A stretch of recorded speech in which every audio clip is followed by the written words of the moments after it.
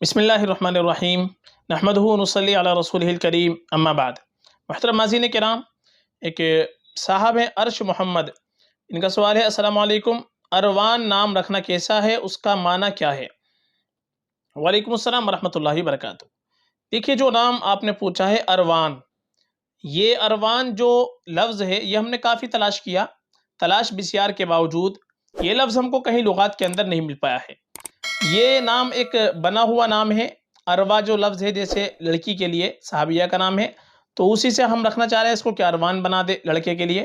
تو یہ کوئی اس وزن پر کوئی صیغہ نہیں بنتا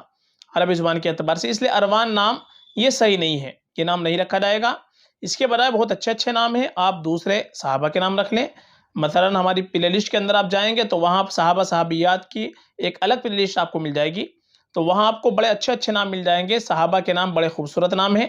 اور اگر آپ کو نئے نام دیکھنے ہیں تو آپ وہیں پر دیکھ لیں، یونیک نیم کی ایک پلے لسٹ بنی ہوئی ہے، وہاں پر بھی آپ کو ہر طرح کے نئے نام مل جائیں گے، لڑکوں کے لیے بھی اور لڑکی کے لیے بھی۔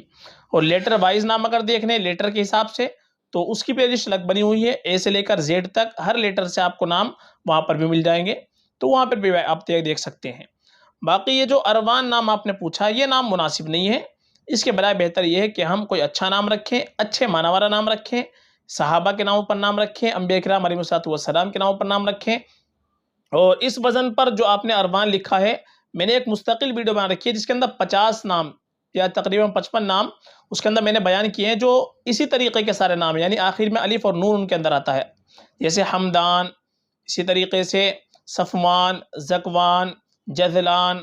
تو بہت سارے یعنی اس طریقے کے ہی سارے نام ہیں، آپ کو وہاں پر مل جائیں گے، بہت خوبصورت خوبصورت نام ہے، وہ ویڈیو آپ دیکھ سکتے ہیں،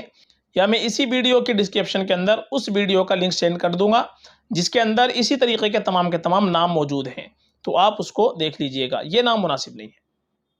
فقط، واللہ اعلم۔